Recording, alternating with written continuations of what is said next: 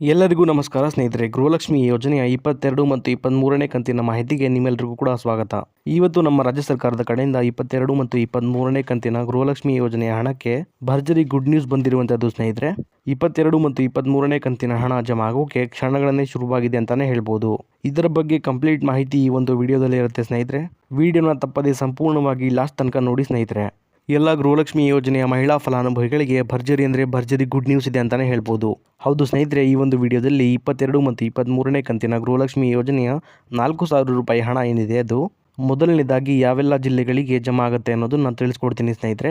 ಹಾಗೆಯೇ 22 ಮತ್ತು 23ನೇ ಕಂತಿನ ಹಣದ ಬಗ್ಗೆ ಮುಖ್ಯವಾದ ಮಾಹಿತಿಯನ್ನು ಕೂಡ ತಿಳಿಸ್ಕೊಡ್ತೀನಿ.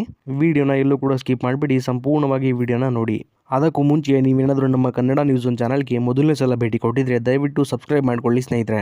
ಇದೇ ರೀತಿ ಎಲ್ಲ ಗೃಹಲಕ್ಷ್ಮಿ ಯೋಜನೆಯ ಮಾಹಿತಿಗಳನ್ನ ನಿಮಗೆ ಪ್ರತಿದಿನ ಕೊಡ್ತಾ ಹೋಗ್ತೀನಿ. ಹಾಗೆಯೇ ಈ ಒಂದು ವಿಡಿಯೋಗೆ ಲೈಕ್ ಕೊಡೋ ಮೂಲಕ ಸಪೋರ್ಟ್ ಕೂಡ ಮಾಡಿ ಸ್ನೇಹಿತರೆ. ಬನ್ನಿ ಹಾಗಾದರೆ ಅಪ್ಡೇಟ್ ಕಡೆ ಹೋಗೋಣ. ಸ್ನೇಹಿತರೆ, 22 ಮತ್ತು 23ನೇ ಕಂತಿನ ಗೃಹಲಕ್ಷ್ಮಿ ಯೋಜನೆಯ ಹಣದ ಬಗ್ಗೆ ನಮ್ಮ ಕರ್ನಾಟಕ ರಾಜ್ಯ ಸರ್ಕಾರದ ಕಡೆಯಿಂದ ಒಂದು ಗುಡ್ ನ್ಯೂಸ್ ಕೊಟ್ಟಿದ್ದಾರೆ ಅಂತಲೇ ಹೇಳ್ಬೋದು ಸ್ನೇಹಿತರೆ.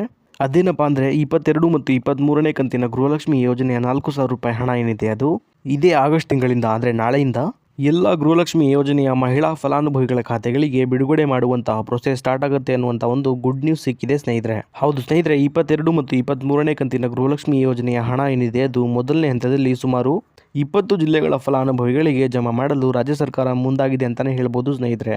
ಈಗ ಯಾವೆಲ್ಲ ಜಿಲ್ಲೆಗಳಿಗೆ ಮೊದಲನೇ ಹಂತದ 22 ಮತ್ತು 23ನೇ ಕಂತಿನ ಹಣ ಏನಿದೆ ಅದು ಜಮಾ ಆಗುತ್ತೆ ಅನ್ನೋದನ್ನ ನೋಡ್ತಾ ಹೋಗೋಣ ಬನ್ನಿ ಸ್ನೇಹಿತರೆ.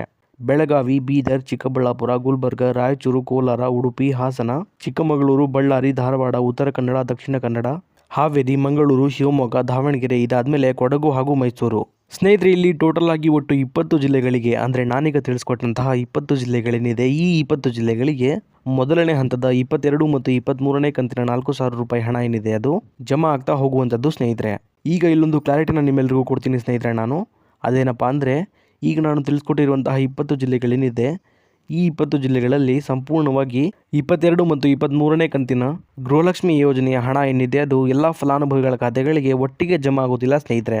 ಇದರ ಬದಲಾಗಿ ಹಂತ ಹಂತವಾಗಿ ಇದೇ ಸೆಪ್ಟೆಂಬರ್ ತಿಂಗಳ ಮೊದಲನೇ ವಾರ ಮುಗಿಯೋದ್ರೊಳಗೆ ಎಲ್ಲ ಫಲಾನುಭವಿಗಳಿಗೆ ಸಂಪೂರ್ಣವಾಗಿ ಜಮಾ ಆಗುತ್ತೆ ಸ್ನೇಹಿತರೆ.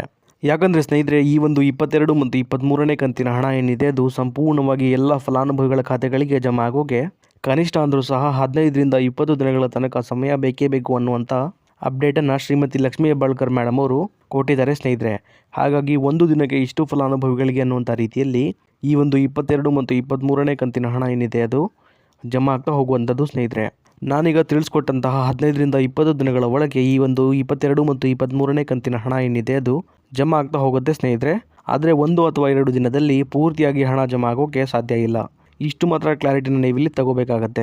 ಇನ್ನು ಉಳಿದಿರುವಂತಹ ಜಿಲ್ಲೆಗಳಿಗೆ 22 ಮತ್ತು 23ನೇ ಕಂತಿನ ಹಣ ಯಾವಾಗ ಜಮಾ ಆಗುತ್ತೆ ಅನ್ನೋದನ್ನ ನೋಡೋದಾದ್ರೆ ಸ್ನೇಹಿತರೆ, ಮೊದಲನೇ ಹಂತದಲ್ಲಿ ಈ 20 ಜಿಲ್ಲೆಗಳಿಗೆ ಮಾತ್ರ ಹಂತ ಹಂತವಾಗಿ 22 ಮತ್ತು 23ನೇ ಕಂತಿನ ಹಣ ಜಮಾ ಆಗ್ತಾ ಹೋಗುವಂಥದ್ದು ಸ್ನೇಹಿತರೆ. ಹಾಗೆಯೇ ಬಾಕಿ ಇರುವಂಥ ಎಲ್ಲ ಜಿಲ್ಲೆಗಳಿಗೆ ಈ ಜಿಲ್ಲೆಗಳ ಫಲಾನುಭವಿಗಳಿಗೆ ಹಣ ಜಮಾ ಆಗುವ ಪ್ರೋಸೆಸ್ ಮುಗಿದ ನಂತರ ಬಾಕಿ ಇರುವಂತಹ ಎಲ್ಲ ಜಿಲ್ಲೆಗಳಿಗೂ ಕೂಡ 22 ಮತ್ತು 23ನೇ ಕಂತಿನ 4,000 ರೂಪಾಯಿ ಹಣ ಏನಿದೆ ಅದು ಜಮಾ ಆಗೋಕ್ಕೆ ಶುರುವಾಗುತ್ತೆ ಸ್ನೇಹಿತರೆ. ಇನ್ನೂ ಸಾಕಷ್ಟು ಜನ ಫಲಾನುಭವಿಗಳು 21ನೇ ಕಂತಿನ ಹಣ ಏನಿದೆ ಅದು ಇನ್ನೂ ಕೂಡ ನಮಗೆ ಜಮಾ ಆಗಿಲ್ಲ ಅಂತ ಕಮೆಂಟ್ ಕೂಡ ಮಾಡ್ತಾ ಇದ್ರಿ ಸ್ನೇಹಿತರೆ. ಅಂತಹ ಎಲ್ಲ ಫಲಾನುಭವಿಗಳಿಗೆ ಹೇಳೋದೇನೆಂದರೆ 20ನೇ ಕಂತಿನ ಹಣ ಏನಿದೆ ಅದು ಆಗಸ್ಟ್ ತಿಂಗಳ 15ನೇ ತಾರೀಕಿನಿಂದ ಎಲ್ಲ ಫಲಾನುಭವಿಗಳಿಗೆ ಜಮಾ ಆಗೋಕ್ಕೆ ಶುರುವಾಗಿರುವಂಥದ್ದು ಸ್ನೇಹಿತರೆ. ಹೀಗಾಗಿ ಎಲ್ಲ ಮಹಿಳೆಯರ ಖಾತೆಗಳಿಗೆ ಈ ಒಂದು 21ನೇ ಕಂತಿನ 2,000 ರೂಪಾಯಿ ಹಣ ಏನಿದೆ ಅದು ಸಂಪೂರ್ಣವಾಗಿ ಜಮಾ ಆಗೋಕ್ಕೆ ಸ್ವಲ್ಪ ಸಮಯ ಹಿಡಿಯುತ್ತೆ ಸ್ನೇಹಿತರೆ. ಆದ್ದರಿಂದ ನಿಮ್ಮ ಖಾತೆಗಳಿಗೂ ಸಹ ಈ ಒಂದು 21ನೇ ಕಂತಿನ 2,000 ರೂಪಾಯಿ ಹಣ ಏನಿದೆ ಅದು ಬೇಗನೆ ಜಮಾ ಆಗುತ್ತೆ ಸ್ನೇಹಿತರೆ. ಅಲ್ಲಿವರೆಗೂ ನೀವು ಸ್ವಲ್ಪ ಕಾಯಬೇಕಾಗತ್ತೆ. ಹಾಗಾಗಿ ಯಾರೂ ಕೂಡ ಚಿಂತೆ ಮಾಡುವ ಅಗತ್ಯ ಇಲ್ಲ ಸ್ನೇಹಿತರೆ. ನಾನೀಗ ತಿಳಿಸ್ಕೊಟ್ಟಂತಹ ಇದಿಷ್ಟು ಕೂಡ ಇವತ್ತಿನ ಮಾಹಿತಿಯಾಗಿತ್ತು ಸ್ನೇಹಿತರೆ. ಇದೇ ರೀತಿ ಗೃಹಲಕ್ಷ್ಮಿ ಯೋಜನೆಯ ಎಲ್ಲ ಹೊಸ ಅಪ್ಡೇಟ್ಗಳಿಗಾಗಿ ನಮ್ಮ ಕನ್ನಡ ನ್ಯೂಸ್ ಒನ್ ಚಾನಲ್ನ ದಯವಿಟ್ಟು ಸಬ್ಸ್ಕ್ರೈಬ್ ಮಾಡ್ಕೊಳ್ಳಿ ಸ್ನೇಹಿತರೆ. ಹಾಗೆಯೇ ಈ ಒಂದು ವಿಡಿಯೋಗೆ ಲೈಕ್ ಕೊಡೋ ಮೂಲಕ ಸಪೋರ್ಟ್ ಕೂಡ ಮಾಡಿ. ಮತ್ತೆ ಮುಂದಿನ ವಿಡಿಯೋದಲ್ಲಿ ಸಿಗೋಣ. ಅಲ್ಲಿವರೆಗೂ ಧನ್ಯವಾದ.